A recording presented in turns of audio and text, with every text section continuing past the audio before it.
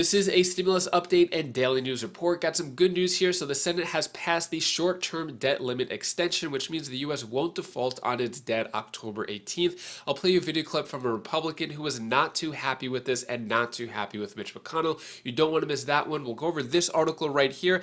Seniors group calls for Congress to send $1,400 stimulus checks to Social Security recipients. President Biden met with Joe Manchin again yesterday, talking about the $3.5 trillion package. I'll let you know what came out of that meeting, then I'll answer the questions you leave for me in the comments. Hope you're having a fantastic Friday. If you appreciate the fact-based, fast-paced updates, hit the like button down below. So here is the big vote right here. So Senate passes short-term increase to debt limit, House to vote on it next. So what happened here, this was late last night, Thursday. The Senate on Thursday approved a bill to help U.S. avoid a default on its debt in the next few weeks. The agreement allows the debt limit to increase by $480 billion, a sum the Treasury Department estimates will allow to pay bills until December 3rd. So looks like December 3rd is the next deadline, which means this is not a problem that is solved. There's just a band-aid on it, and it's kicking the can down the road, which means we're going to have this same argument and same fight again in just 2 months. So what happened here, it was 11 Republicans who joined the 50 Democrats to vote against it to get that 60 vote mark. Here are the 11 Senate Republicans who voted for it. This is the list right here. Basically, I would say Mitch McConnell and his crew, the people he's always walking around with and doing interviews with, the Senate Republicans. And Republicans, majority of them, were not too happy. Even though this article here says some Republicans unhappy with McConnell's debt ceiling deal, complete capitulation. If you look at it, it's actually 39 Republicans who voted against this measure. So here is a video clip from Senator Lindsey Graham talking more about this issue. With reaction, South Carolina Senator, he's not one of the 11, Lindsey Graham. Senator, you had some strong words for Mitch McConnell and your fellow Republicans. Why on earth would Republicans at this moment be helping the Democrats? Well, we screwed up. For 2 months, we promised our base and the American people that we would not help the Democratic Party raise the debt ceiling so they could spend $3.5 to $5 trillion through the reconciliation. At the end of the day, we blinked. Two things have happened. We've let our people down, and we've made the Democrats believe we're all talk and no action. At the end of the day, every Republican voted against raising the debt ceiling. Every Democratic senator voted for it. But we had a process in place. We made a promise for 2 months that we would make them do it without our help, and we folded. And I hate that. We're in a hole. We got to dig out of this hole, and we can. We shot ourselves in the foot tonight. But we'll revisit this issue in December. This issue comes back again in December. But slow down, Senator. I don't want to talk about December. Hang on a second. For 2 months, the Republican caucus in the Senate, you were all united. You were united until the day before yesterday. You were united. Literally. I mean, you think about it. Today's Thursday. You were united on Tuesday. You weren't going to do this. Yes. Why did Mitch McConnell do this and then twist the arms of, and we'll put up the names of the 11 Republicans that caved? You know, why at the last minute did Mitch McConnell do what he said he wouldn't do? Here's what he said. And I like Mitch. I like all my colleagues. We're in a bad spot, but was self-inflicted. He said that if we continue to do what we promised to do, there's a threat from the Democrats they will change the filibuster rule and blow up the Senate. We cannot live that way. When President Trump was in power, he asked us to change the rules every day, wanting us to get our way, and I said no. So I have no sympathy for the Democratic Party threatening to use the filibuster to implement their socialist agenda. At the end of the day, we cannot be extorted and live this way. We should have stood our ground and played this out. I don't believe they would have blown up the Senate over this. We gave them a path to raise the debt ceiling through reconciliation. Senator, hang on a second. We just didn't want our fingerprints on it. Joe Manchin said today again that he wouldn't use the nuclear option. So that if it was a threat, it was an idle threat that wouldn't have manifested, you know, assuming that Joe Manchin was a man of his word. OK, so that, you know, and does that mean the Republicans, all the Democrats have to do is say, we're going to use the nuclear option? Well, we're going to be a hostage to the threat of the use of the nuclear option and then give up on core values and promises? That's what we may have set in place. We may have made ourselves susceptible to this tactic in the future. Joe Manchin and Sinema have been great.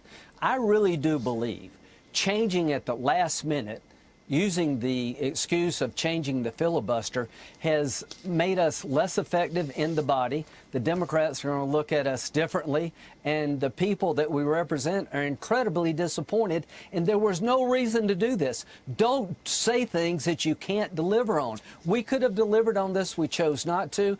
This is coming up again in December, and if we do this again in December, we will shoot ourselves in the head as a party, and I will do everything in my power to make sure we do not do this again in December.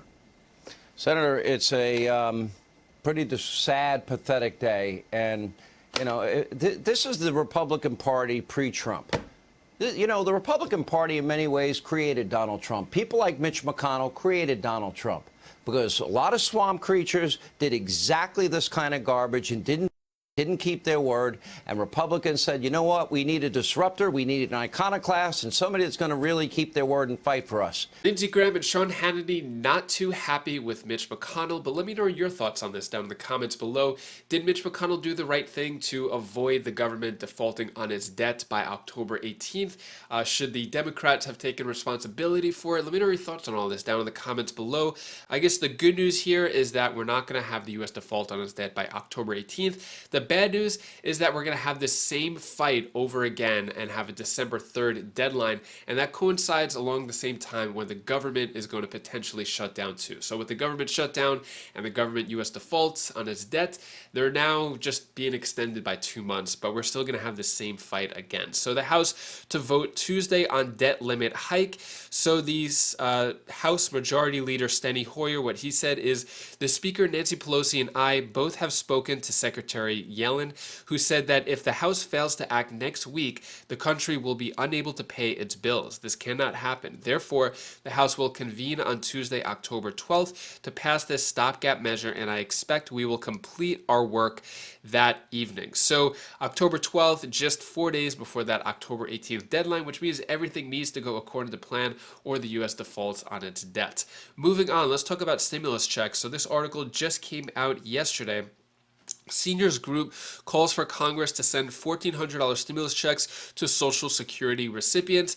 So the Social Security cost of living adjustment for 2022 is going to be the biggest in decades, probably around 6 to 6.2%. But the Senior Citizens League says that is not enough to keep up with the cost of beneficiaries face. So what's going on here is they're calling for $1,400 stimulus checks to Social Security recipients who are seniors, and they sent a letter to the House, and it says that they're going to start promoting it a little more heavy. What it says here is, we believe that a special stimulus for Social Security recipients could help defray the higher costs some would face if next year's COLA bumps them into a higher tax bracket, causing higher tax rates on their income and surcharges to their Medicare Part B premiums. So that's one of the biggest concerns with a higher COLA, which is good, you're getting more money per month, it's going to make the premiums higher too, so it kind of levels itself out. So that's why they're saying a $1,400 stimulus check is really important to those Social Security beneficiaries.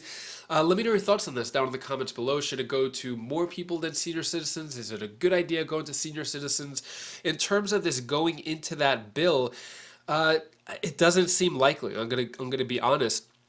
The reason why is because this bill almost just passed a couple of days ago if there weren't any conflicts within the Democratic Party, which means if it didn't pass before, it may have a chance to pass again, but it's unlikely. They're not saying how much it'll cost, and we haven't heard any politicians promote it or endorse it yet. So I just wanted to keep it real with you, be honest. This way you're not having any false expectations. When it comes to Biden and Manchin, so Biden and Manchin huddle on reconciliation. They had another meeting yesterday. They've met many times because President Biden is trying to get Joe Manchin on board so that they can pass this $3.5 trillion reconciliation, the Build Back Better plan, the Part 2, the stimulus package, whatever you want to call it. They've been trying really hard on Joe Manchin and Kyrsten Sinema to get them on board. So far, looks like he's not on board yet. This is what the White House said after the meeting. The president and Senator Manchin had a good conversation about the president's Build Back Better agenda. We're staying in close touch about this. We're talking to him and also to his team. I don't have specifics about the meeting beyond that. Basically meaning that if no big breakout came out of that meeting saying that Joe Manchin is on board, it probably means that Joe Manchin is still not on board. So even though there is an October 31st deadline, that's the newest deadline to get stuff done for both packages, if Joe Manchin and Kyrsten Sinema are on board, that could probably pass within days. But they're the ones who are holding it up. So in the last meeting that they had for the third stimulus check package, this was back in March with the $1,400 stimulus checks, third stimulus checks. So President Biden said, "You're really effing me." Biden reportedly furious over Manchin's spending block. So this was the night before that third stimulus check package passed, and President Biden said that to Joe Manchin. So I'm wondering how these conversations have been going on over the last few weeks. Here is a video clip from Bernie Sanders talking about Joe Manchin. That's exactly what I'm saying here. Look, it's it's very easy to use vague phraseology, and even when you talk about $1.5 trillion, as I understand it, Senator Manchin says he believes in Medicare negotiating prescription drugs. Okay, good, great. In the House bill, that will save us $700 billion. Now, Senator Manchin says that he only wants to spend $1.5 trillion. Is that in addition to the 700, which would already take you up to 2.2? I don't know the answer to that. You don't know the answer to that. You know, Senator Manchin says he wants to tax the wealthy. All right, good. The House Ways and Means Committee passed a proposal which includes, as I understand it, about $2 trillion in doing away with tax breaks for the wealthy and large corporations. Is that where Mr. Manchin is? So it's not good enough to be vague. And I do not understand, to be honest with you, how in this time in world history you cannot talk about the crisis of climate change and tell us what you want to do. That is really inexcusable. As I've said many, many times, and I say this as a grandparent, I do not want my generation to have to look their kids and grandchildren in the eye and say, yes, we failed you, and the planet is now uninhabitable. Yeah. Senator. Along with Bernie Sanders, many of the other Democrats are not too happy with Joe Manchin, and they just want to have everything passed, but Joe Manchin's sticking to his ground. Let me know your thoughts on all that down in the comments below. Next, I'm going to answer the questions you leave for me in the comments. Betty Bencomo, any news on student loan forgiveness? So at the moment, no news on student loan forgiveness. I look that among many other topics. I look every single day. No, nothing. Even the senators who have been trying to promote it over the past few months, ever since all this heated debate of the reconciliation, infrastructure, all that, the debt ceiling, the government shutdown, they've been silent on student loan forgiveness as well as all the other proposals. But now there's some breathing room with the government shutdown and U.S. default. We might see some of those proposals come back, at least in the spotlight. So I'll keep you updated on that. Michaela Byron. Doing this isn't going to help doing this quickly isn't going to help anybody. Not sure how he thinks a year is fast. So this is referring to yesterday's video. I played a video clip of Joe Manchin where he said that. He said, doing this quickly isn't going to help anybody. Let's take our time. So yeah, I'm not really sure how Joe Manchin defines the word quickly, but in Congress, everything moves really slow. Next question, Lee Banning. Why is it being called a reconciliation bill? What did they do that needs reconciliation? So basically, the reason why it's called a reconciliation because it's going through a reconciliation process, which means that since the Democrats have a majority in the Senate, they could do what's called the reconciliation process, which is what they did with that the American Rescue Plan, the third stimulus check package, where it's just all Democrats who vote for it. They don't need any Republican support. It's a long, lengthy process, but that's the reconciliation process, which is why they call it the reconciliation bill. Anyways, that is all the stimulus news I have for you today to hopefully brighten your day a bit. Here's my daughter Bella's tip of the day. Bye. And hi guys, this is Bella. This is the tip of the day. That's just my sister clip, but now we're doing my clip. So what I'm talking about now is to you, like when someone's hurt, you should definitely help them, because that if it's like really bad, then you should actually help them. Like I helped a couple of my friends and they loved it. So that's what I want to say for today.